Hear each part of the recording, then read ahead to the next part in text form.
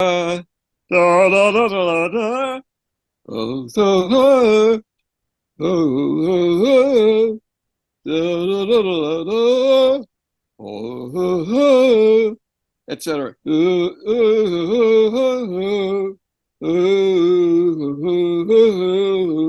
Etc. This was from Overcome Drive in Weymouth, England in 2008. But Well, okay, this so is I'll try singing. My voice is terrible, but well, uh, this is the very first time that anyone has opened this program with singing. So, welcome to In the Light, Growing Your Soul with me, Anna Isabel, and my guest today is Alan Powers. And the song you heard was, well, it's showing us. the one on the piano, but you may not have been able to use it. No, It was the up thrush. I composed a jazz waltz based upon the wood thrush, the American wood thrush, which does this. Oh, geez, I don't know how to not whistle it. It does it all the black keys on a piano are the wood. It's a pentatonic song, and it does.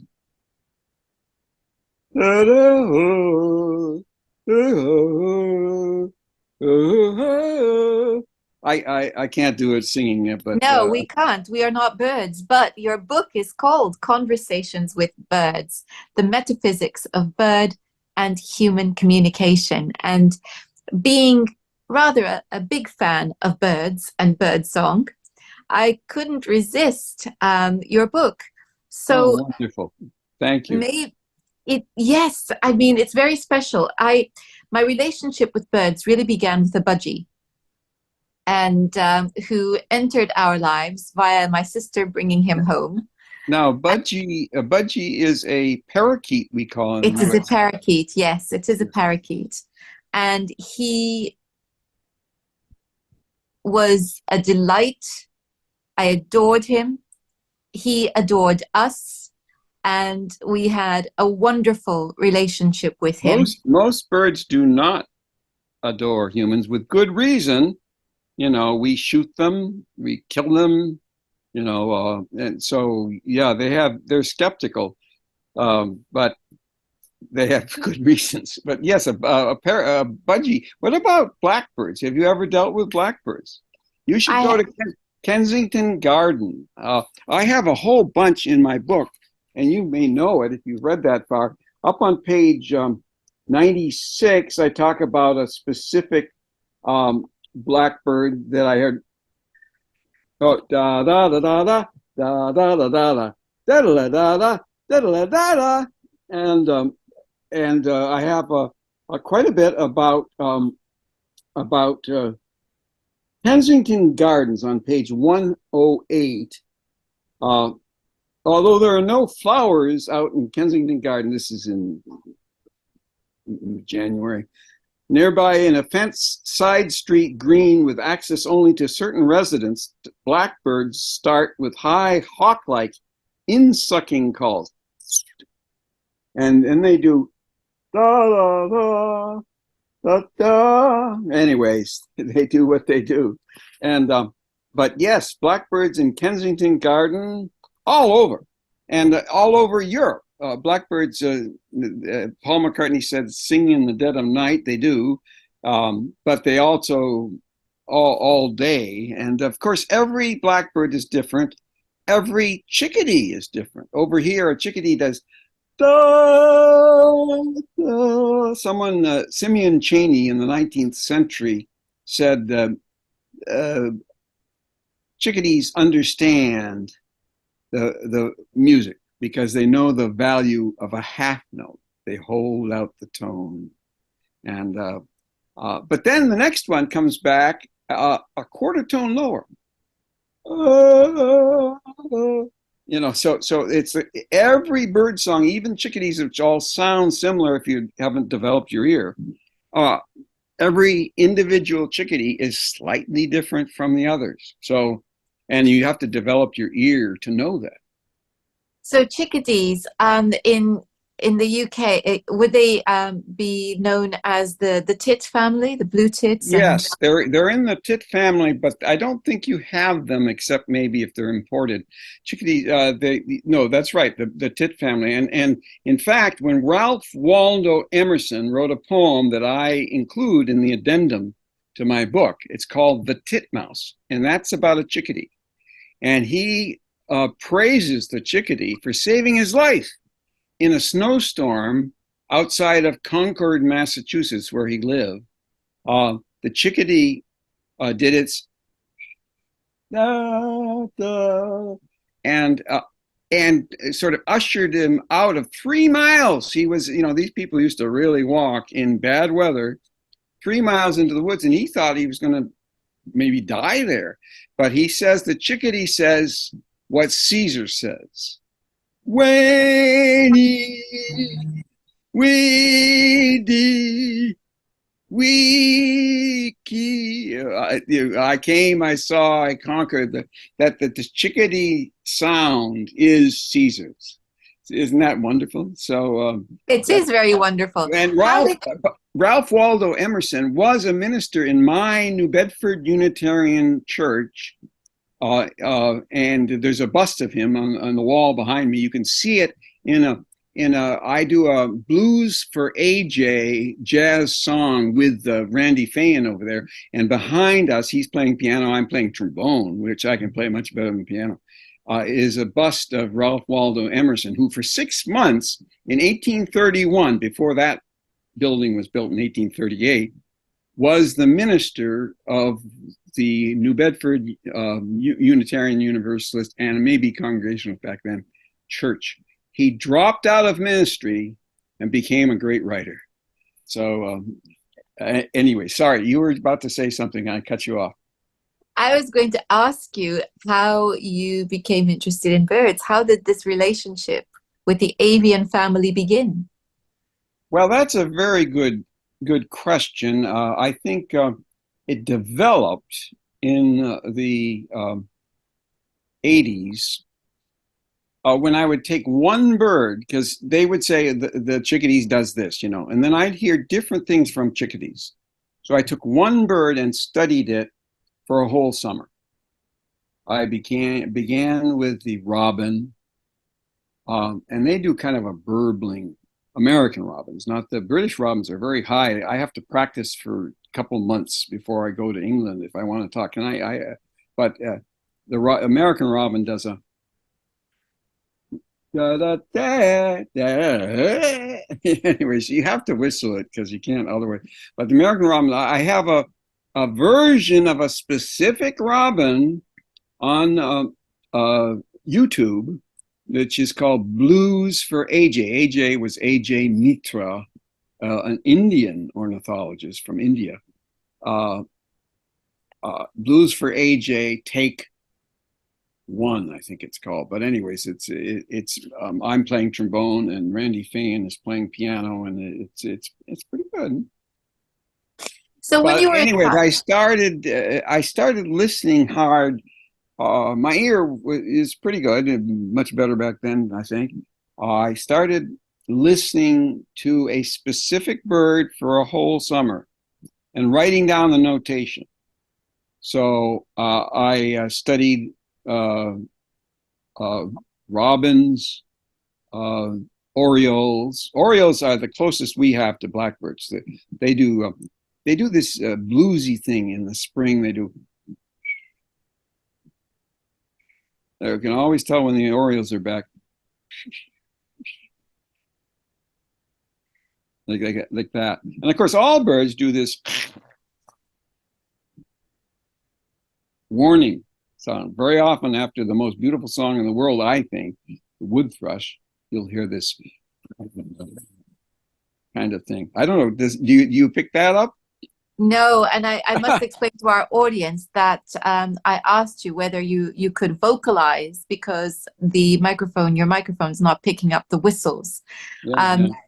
So just coming back, so you were studying them one at a time, but I'm wondering, how, where did this begin? As a child, were you watching birds? Were you listening to birds? It's Where not a did this child, interest come from? not a childhood thing. Well, I'm a musician, trombonist mainly, and so when I heard them say all chickadees did such and such, I knew they were wrong. And so I listened specifically to get the various chickadee things. And as I said, Ralph Waldo Emerson says they do Waney Weeki Weeki. That's what the chickadee said to him, saving him in a snowstorm. But and that poem is at the end of my bird conversations with birds. But so no, it wasn't a childhood thing. It was a I mean, I was interested in crows in Maine. My grandparents lived up in Maine, and we would have a. And crows are excellent speakers. They are almost as good as like ravens. Um, but I don't have many crows around me now, so I haven't really developed on their. And it's their nesting speech. It's not their ka ka ka. It's not that. It's a nesting speech. And by the way, Orioles have a completely, all birds have a completely different speech, a sort of a whispered speech around their nests.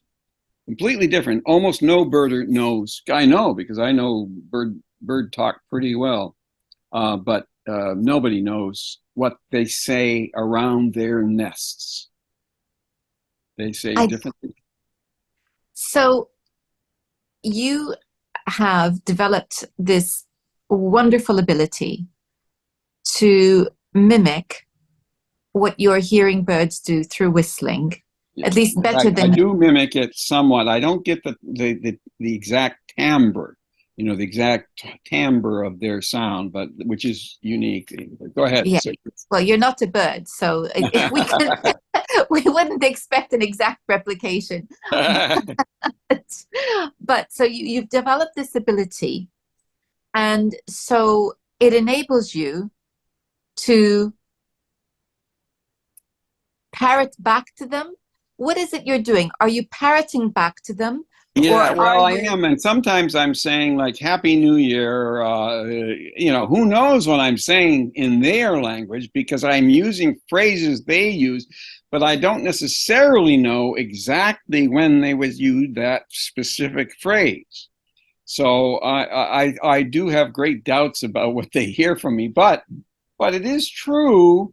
They will come and check me out to see who's saying this, and when they see it's me, they clear off because they thought it was somebody challenging their area or something.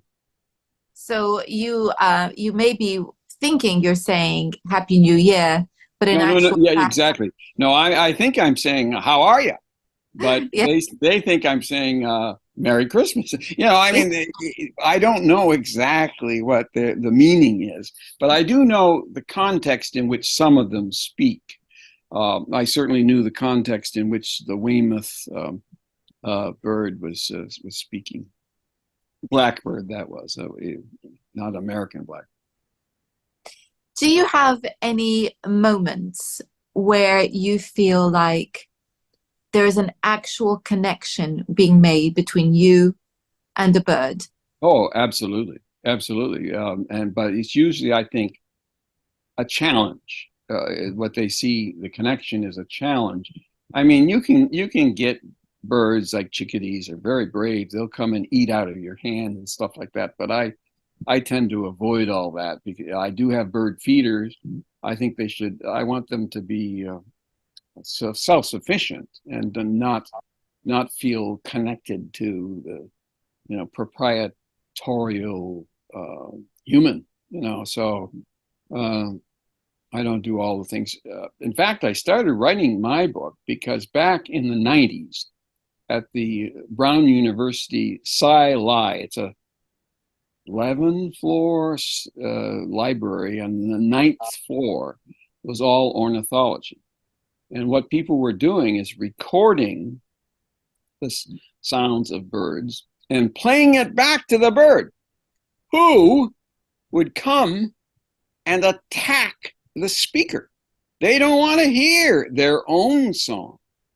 or their own talk. I say it's talk because to us, birds uh, are musical, but they to themselves that's their speech. So, anyways, because they were playing it back and stupidly, I decided they don't want to hear their own. They want to hear something a little different from another bird. So do you think that they have a sense that the voice they're hearing is their own and that that's Some frightening? yes, they're at least enough to inspect and see if that's true. So when they come and see it's not a bird, they don't have to chase me off. They can't chase me off. Uh, they usually just give up and stay where they are, or move a little further away, or whatever. I was actually referring to the recordings of their voices. So, and you were talking about how they were attacking the speakers. So I just wonder whether they have a sense, they recognize their own voice being played back to them, I think and they whether may. that's frightening to them. I see. I see that they may. I think it confuses them and they don't like it or something. No, because it's a funny thing, but many animals, when they see their own reflection in mirrors, don't Yeah. like it either. They find Ah, it I frightening. didn't. I didn't know that. That's interesting. Very It's interesting. a common phenomena with dogs, particularly when they're young. Uh-huh. Um, and I remember my dog, particularly my when he was a puppy. What kind Um, of a dog? What kind of dog? I have a cockapoo. Oh, okay. Yeah, That's a fancy and dog. fancy dog. He's not so fancy when he's rolling in cow pats. Well, they have such great olfactories. They To do. them, well, anyways, they can tell what's in the stuff that they. Yes, they can. They certainly can.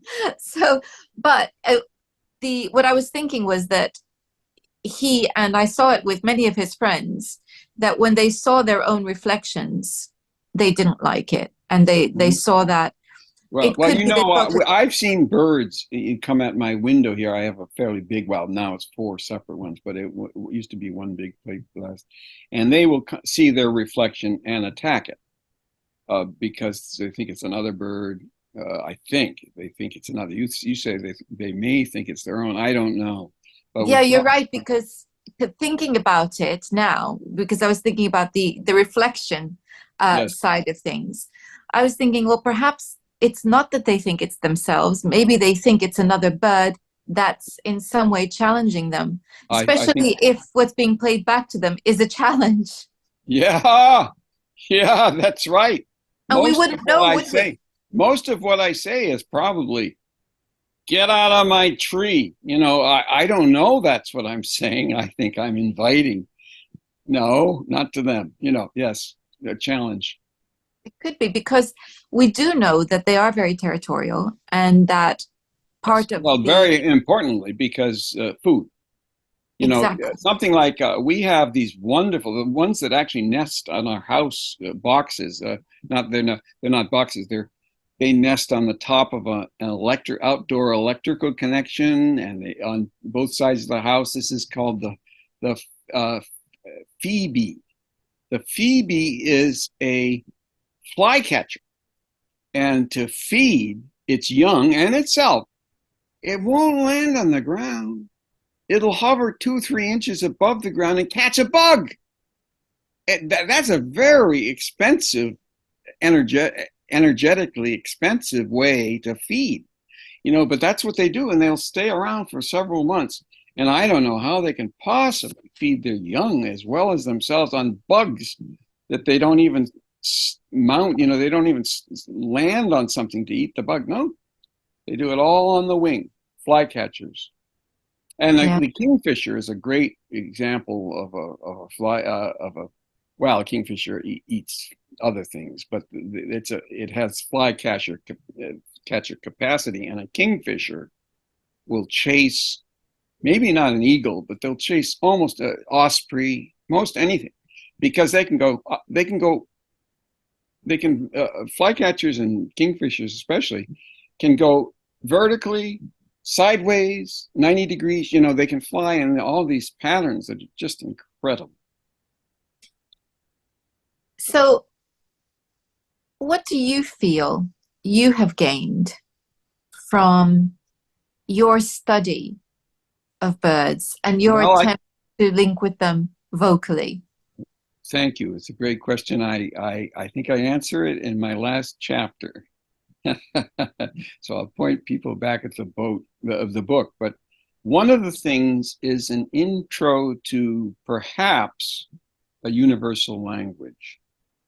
I think if we are going to speak with people on other planets, other places in the universe, we're going to need to know and to learn how to do other language. And birds certainly have their own language. And I picked up some of their language. As I say, I don't know exactly. Здравствуйте, как вы поживаете? My Russian, no, I don't. I do know what I'm saying in Russian. I don't know what I'm saying in bird and in the various kinds of bird language. Every species has its own.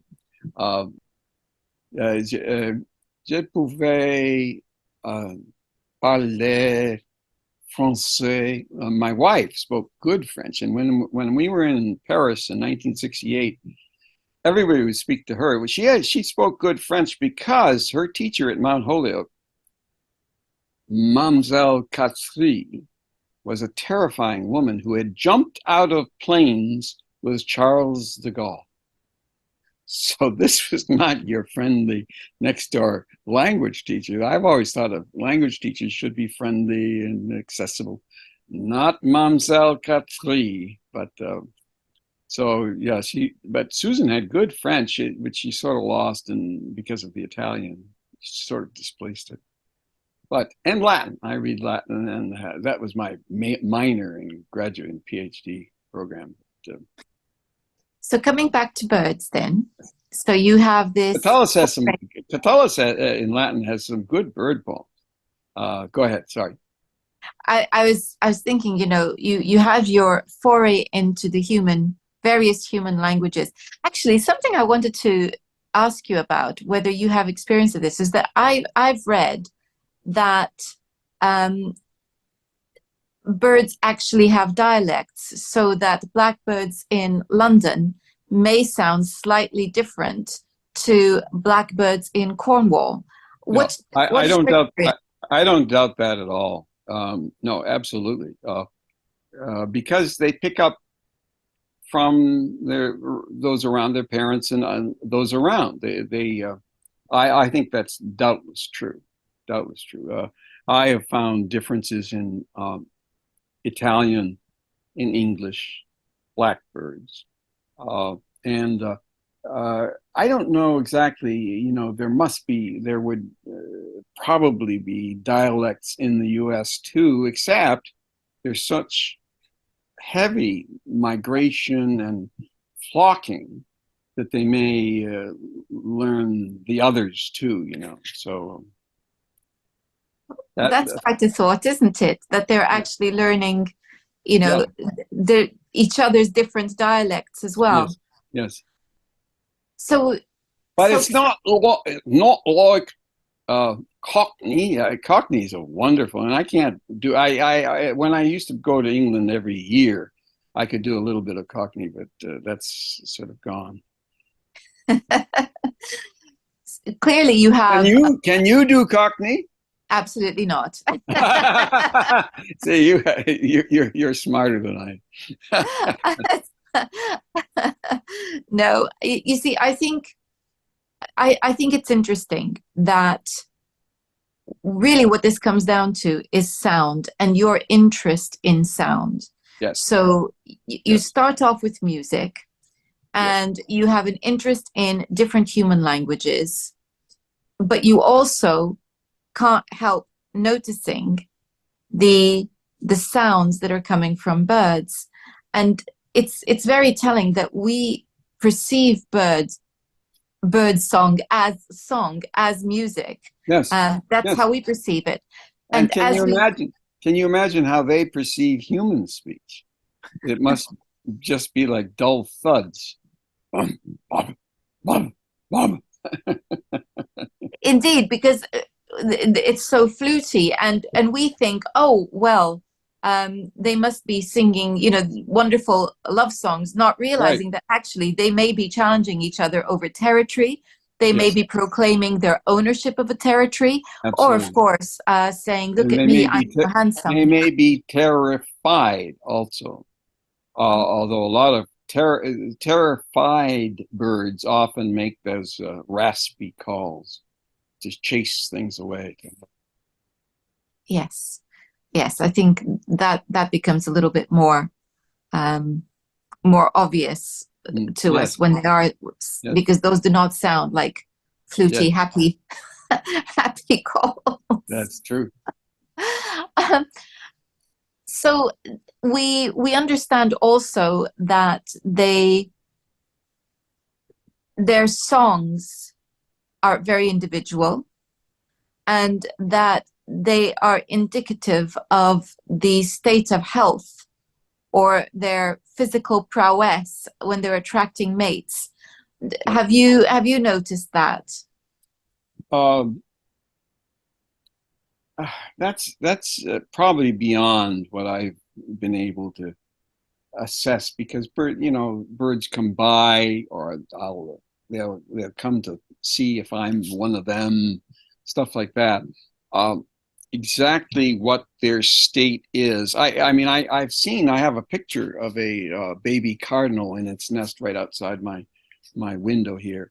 Um, Quite a few years ago. They don't seem to nest in that thing anymore. I don't know why, but um, I've had mourning doves nesting there, and they of course are food for everything. Mourning doves are food for cats, of course, and if they can catch them in the bush, and food for birds, because a lot of birds eat other birds, not just the sharp-shinned hawk, which is a specialist. And we I don't know why we object because of course osprey eat fish, so that's okay with us. We eat fish too, but birds eating other birds, unless you're eating a turkey, it's a bird, a squab. Uh, Anyways, birds eat other birds. They eat babies. Cardinals eat babies. They eat eggs, but so do snakes. Snakes will eat birds' eggs if they can get to them. I think just about everything will eat birds' eggs. After Yeah. all, we do enjoy our chicken eggs, don't we? Yes. Yes. And duck Yes. eggs as well. so, um, so coming back to what you have gained from this connection with birds, what do you feel that it gives you when you're outside and you're listening to a bird's song and you are reflecting it back to them or mirroring it back to them to the best of your ability? What is it that you're seeking? And then what is it that you have gained from this? Hmm. Not sure I can answer those. I think one thing that has I have gained, and I didn't really intend to, is that I write better. My book got a wonderful review from that Irish reviewer, Jeff Ward. Um, and Even a fellow classmate of mine who published the book twice, actually, he owned for Bird Talk. He published that in 2003 out in Oakland. And but he lives up in Maine now, and he said, "Alan, you write well." This is a guy who's written himself about 40 books, but I took it as a compliment. Richard Grossinger. So, okay, so you feel that listening and communicating with birds has helped you become a better writer. Because I don't stick to the things that academics tend to stick to. That's right. In fact, yeah, It's what you're doing is a much more evocative and thank you. emotive Yes, experience. it's an engagement. It's an engagement. Exactly, yeah. Academics don't even try often to engage. They think they are teaching and stuff, but but they don't engage and pull people in the way that if you're engaging with a bird, you have to. That's right. So,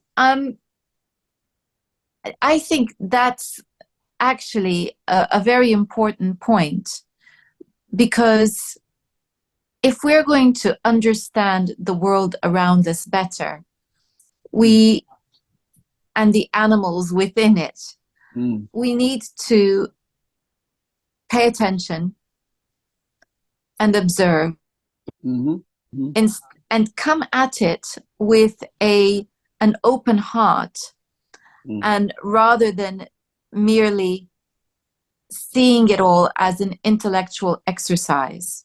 Yes. And I think that's the joy of your book and the joy of what you do. So thank you so much, Alan.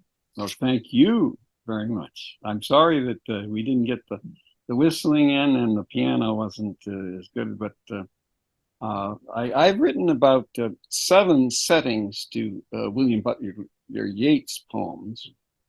I whispered I am too young, and then I am old. You know, that's a Yeats. And Yeats is very easy to remember because he's a great writer, poet.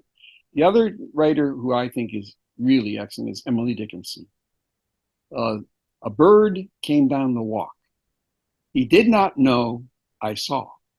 He bit an angleworm in half and ate the fellow raw. That's an Emily Dickinson poem. That's delightful. Raw food, when she says it there at the last word. And I think I'm a Shakespearean, and I've been part of various Shakespeare groups and stuff. I think Emily Dickinson is arguably even better than Shakespeare because she's more memorable. And that's high praise indeed. Yeah. So something else that I would like the audience to remember is this lovely book, and it is called Conversations with Birds, The Metaphysics of Bird and Human Communication. I'll be putting a link to that in the description box. And thank you all for watching. Until next time, goodbye.